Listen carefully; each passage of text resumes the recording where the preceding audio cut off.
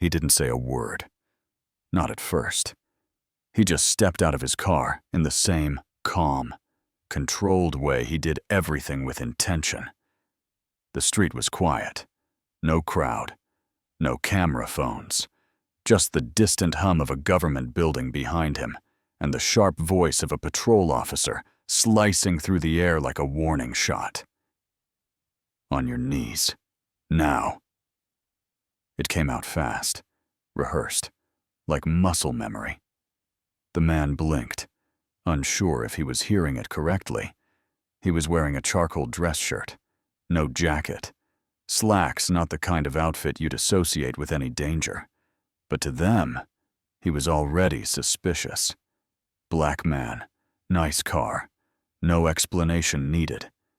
Within seconds, 3 more officers emerged, flanking him on both sides. One had his hand on a baton. Another unholstered a stun gun. The one giving orders stepped closer. Voice louder this time. "Get down! You have 3 seconds." He didn't resist. He didn't argue. He simply lowered himself onto the wet concrete. Hands out, palms open, compliant, but not afraid. His eyes never dropped. And that unnerved the Wham. It wasn't the kneeling that stopped them. It was what came after. As the ranking officer reached for handcuffs, he asked for a name, almost mockingly. The man responded, voice calm and clear. Ellis Monroe, Department of Justice, Civil Rights Division. There was silence. 1 beat, 2, then chaos. But the quiet kind, the kind where authority realizes it's made a mistake and doesn't know how to undo it. One officer froze mid-step. Another backed away slowly, as if he could rewind time just by moving in reverse. The one with the stun gun lowered it instinctively, his mouth opening. But nothing came out. The ranking officer, who had barked orders moments earlier, now just stood there, eyes darting between the badge and the face of the man they'd just forced to kneel. That's when it hit them. The man they profiled. The one they assumed was a threat. The one they humiliated without cause was a federal civil rights investigator. Not just a high-ranking official, but one with direct oversight over police misconduct. And now they were the case. This isn't just a story about a wrongful stop. It's about systemic failure, about unconscious bias, excessive force, and the dangers of assuming guilt based on appearance. It's also about what happens when the system gets caught red-handed, and the person they tried to silence turns out to be the one holding the mirror. Because justice doesn't always arrive with a press conference. Sometimes, it walks quietly into a small town, drives an unmarked car, and lets the system expose itself. And when it does, that's when everything changes. Before the kneeling, before the command, before the silence that cracked everything wide open, there was a man who planned every step. Ellis Monroe didn't come back to his hometown by accident. It had been years since he'd driven down those familiar roads, where the trees leaned heavy and the sidewalks faded into memory. He wasn't there for nostalgia. He wasn't there for family. He was there for the truth, because something was wrong in that town, and he had been sent to find out exactly how deep it went. Ellis wasn't your average federal investigator. He'd built a quiet reputation inside the Department of Justice for being the man who took on cases no one else wanted. Police misconduct is buried under layers of paperwork. Civil rights violations disguised as routine enforcement. He didn't shout in hearings. He didn't posture on television. He listened. He documented. He held the line. And when necessary, he brought systems to their knees with facts, not fury. The town of East Ridge had come across his desk more than once. Complaints from citizens. A troubling body cam review was flagged during a DOJ audit. Whispers from advocacy groups about excessive force and racially motivated traffic stops. None of it made national headlines. But Ellis knew what that meant. It meant the department was skilled at hiding things, or that no one had been watching closely enough. So he filed for clearance, booked a rental car, and arrived without fanfare. No security detail, no press, just a man in a gray sedan, wearing a button-up and carrying a notebook. His plan was simple. Blend in, observe, request public records from City Hall, review local arrest data, speak with a few contacts on the ground. He didn't even intend to interact with officers directly, not yet. This was reconnaissance, the kind of quiet, careful work that made civil rights enforcement actually effective. But that morning, things didn't go according to plan. Ellis had just parked outside the small municipal building to meet with a clerk. He stepped out of his car holding a folder. Nothing aggressive, nothing fast. And yet, that was all it took.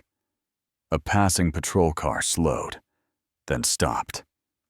The officer inside stared for 2 seconds too long before rolling down his window. "You lost?" he asked. Ellis replied with a calm, "No, sir, just here for public records." But something about his tone, or maybe just his presence, seemed to challenge the officer's sense of control. The officer stepped out, called for backup. Within moments, Ellis found himself surrounded by 3 more officers. The situation escalated with stunning speed. There was no reasonable suspicion, no probable cause, just an assumption layered on top of attitude. He was asked to show ID. He asked why. They didn't like that. He asked again. One officer reached for his belt. The ranking one stepped forward. "You're not going to make this harder than it needs to be." Wright Ellis had been in enough debriefings to know the signs. Elevated voice, widened stance, unspoken threat. He'd heard stories just like this, except now. He was living one. He kept his voice level. "Officers, no harm. I'm just here to kneel," came the command. No discussion, no space to de-escalate, just the raw, unfiltered response of unchecked authority. And as Ellis knelt, knowing full well what this moment represented, he also knew this town had just made his case for him. Because Ellis Monroe wasn't just another traveler passing through. He was a federal civil rights investigator, dispatched to monitor police departments suspected of bias, abuse, and systemic misconduct. He didn't flash his credentials that day, not at first, because part of his job was seeing how officers behaved when they thought no one was watching. And now, he had seen enough. By the time the second patrol car arrived, Ellis was already on one knee, hands raised, posture calm. Around him, boots shuffled on concrete, weapons were gripped tightly than necessary, and tension hung heavier than the morning humidity. But Ellis didn't flinch. He was studying them every move, every word, every misplaced assumption, filing it all away, like evidence in a case that hadn't been written yet. He had come here to gather data. Now the data had come to him. The ranking officer stepped closer, expression twisted between authority and uncertainty. "Name," he barked, as if barking made it more legitimate. Ellis met his eyes and answered simply, "Ellis Monroe." A pause. Department of Justice, Civil Rights Division. Another pause. Internal oversight. The silence that followed was surgical. One officer's head turned slightly, like he hadn't heard right. Another lowered his stance a bit. The one holding the stun gun shifted his grip, then slowly dropped his arm.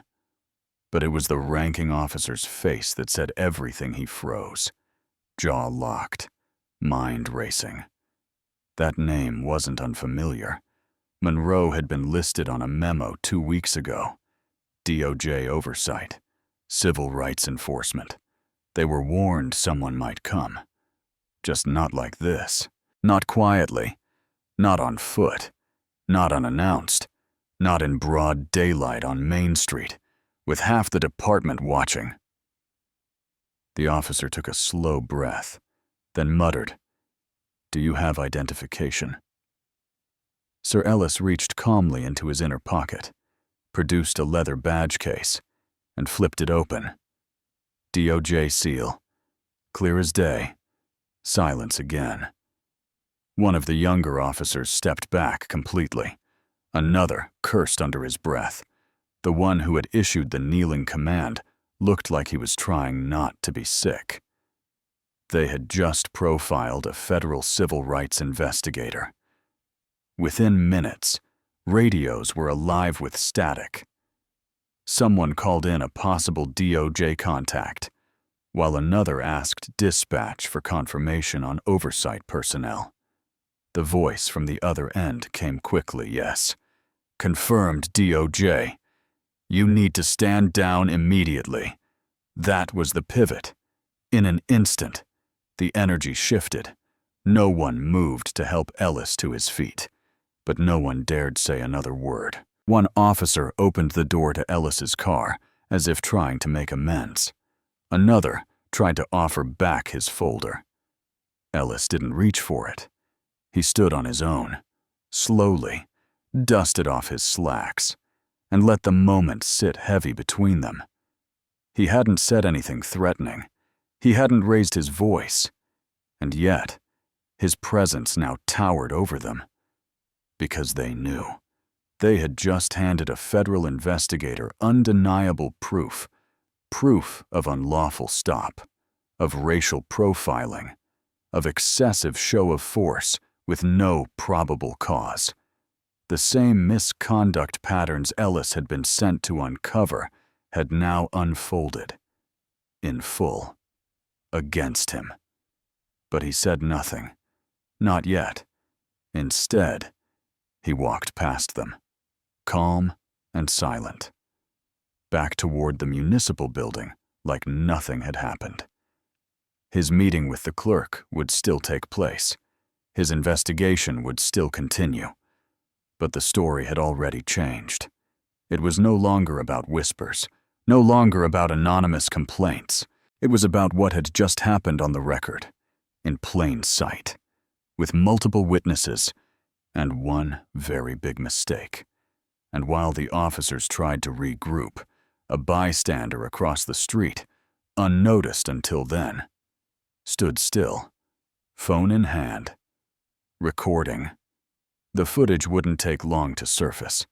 Within hours, Ellis's name would trend, not because he sought attention, not because he made a scene, but because sometimes the most powerful statement is silence, especially when you let the system indict itself.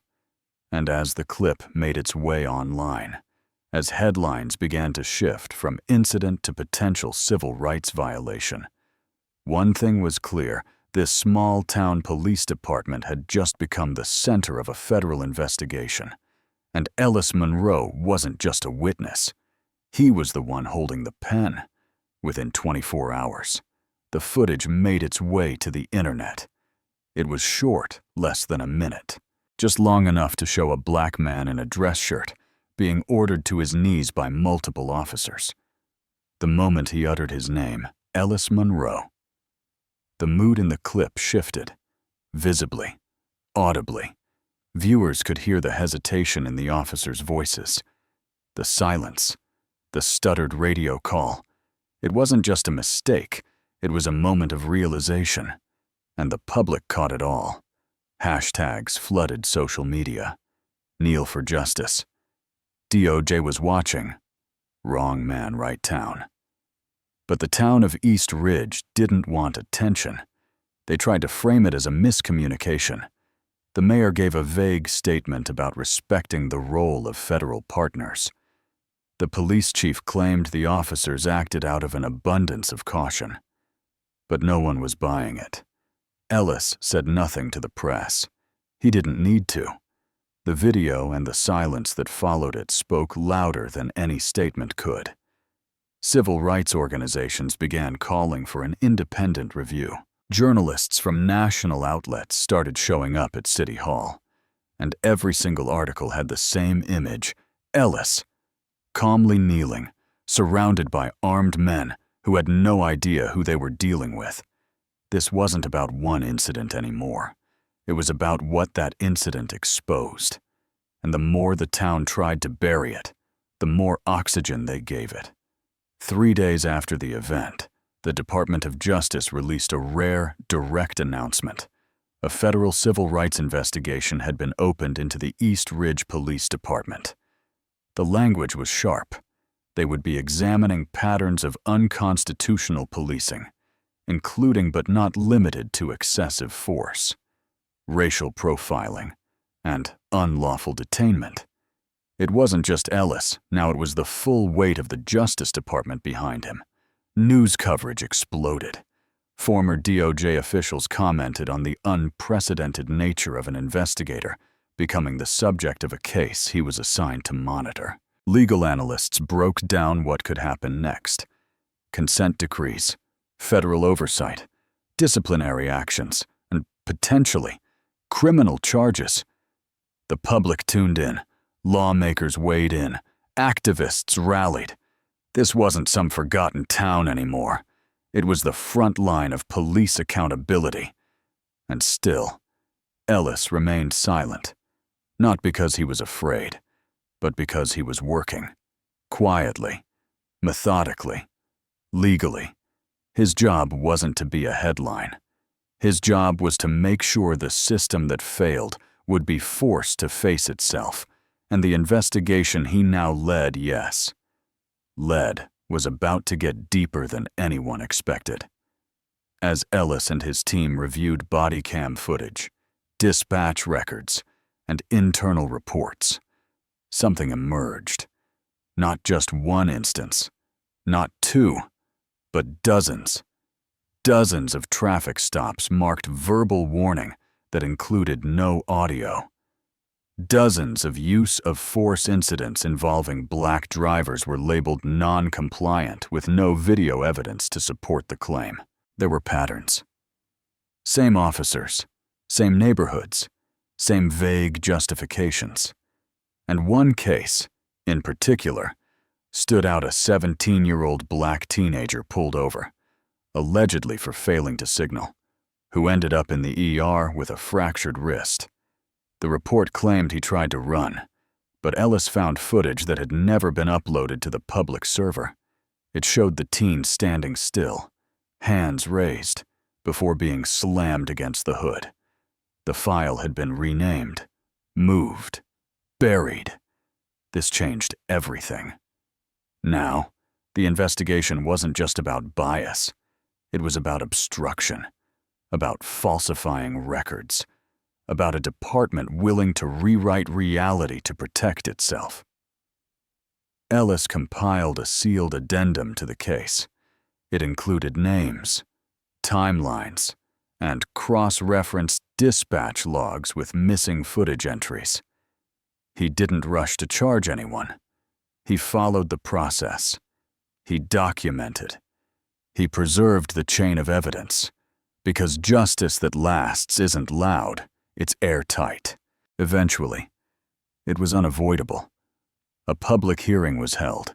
City council members, DOJ officials, and department leadership sat in folding chairs beneath the fluorescent lights of the town auditorium. Residents packed the room. Many of them had never spoken publicly before. One by one, they stepped to the mic. A retired schoolteacher was stopped 5 times in 1 year. A single mother whose son was arrested outside a library. A former officer who said he quit because the culture stopped being about safety and started being about control. When Ellis finally took the floor, he didn't recount what happened to him. He didn't show the video. He didn't need to. Instead, he laid out the findings. The percentage of stops involving people of color in a town that was over 70% white, the discrepancies in police reports, the redacted footage, the missing files. He presented charts, dates, and violations of federal law. And then he paused. He looked at the officers sitting in the back row. He looked at the people of the town. Then he said, "This is not about shame. This is about change." But change only happens when those in power admit what they've protected and decide they won't protect it anymore. The room went still, not because they were stunned, but because they knew. This was more than a reckoning. This was the beginning of a rebuild. And Ellis Monroe, whom they once forced to his knees, was the one standing tall. The moment the hearing ended, the real work began.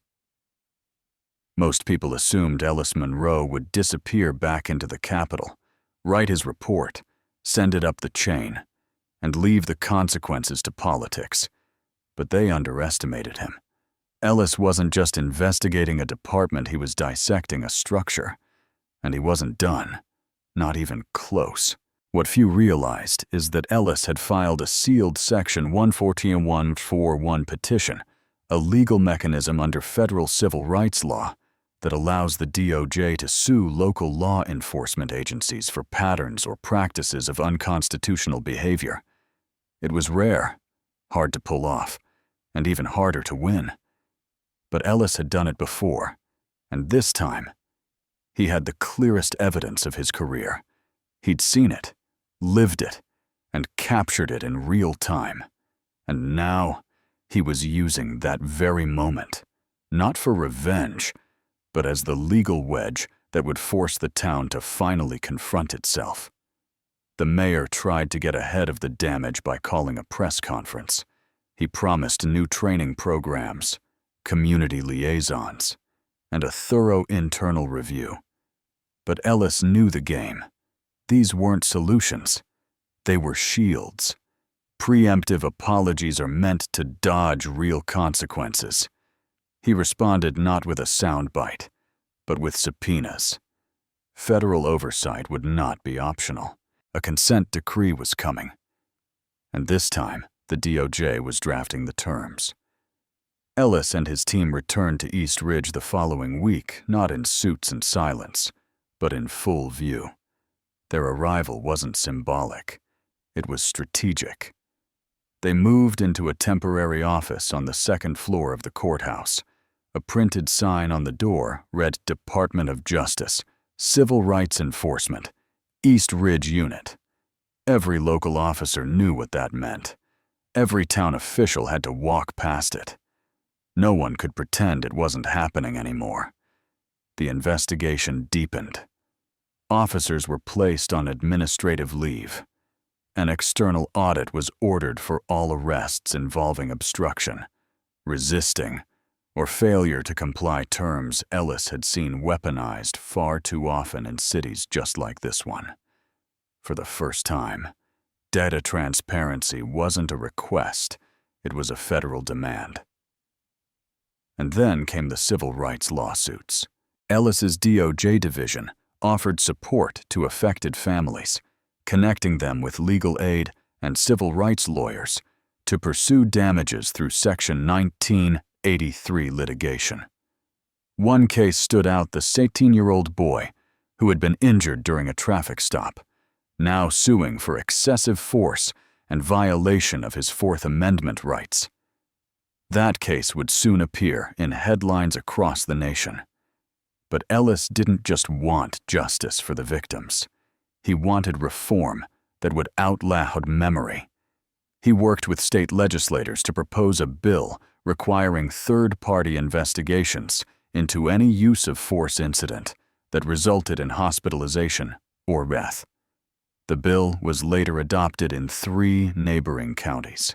At a town hall, one woman stood up and asked Ellis, "Are you doing this because it happened to you?"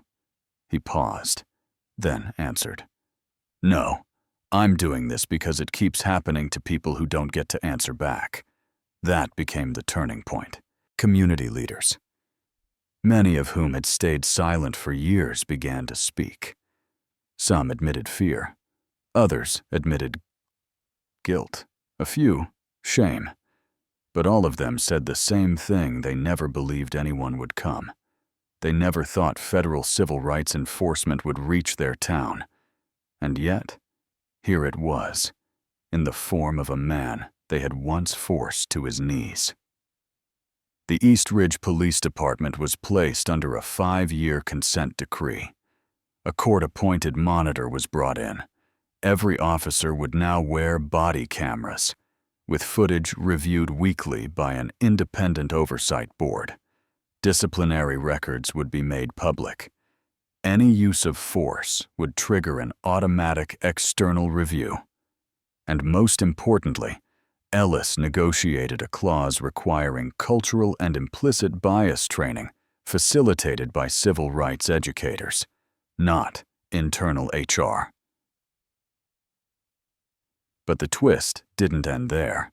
A quiet internal memo leaked, revealing that 2 of the officers involved in Ellis's stop had previous complaints against them. One had been investigated for threatening a Hispanic teenager during a stop. Another was named in a lawsuit that was quietly settled 2 years prior. The department never disclosed those cases publicly, but Ellis's investigation made sure the record saw daylight. The backlash was immediate. A local journalist filed a Freedom of Information Act request and published a timeline of misconduct dating back 10 years. Citizens demanded resignations. The police chief stepped down under pressure. And the town, once known only for its courthouse and quiet streets, now stood as a national symbol of federal police accountability.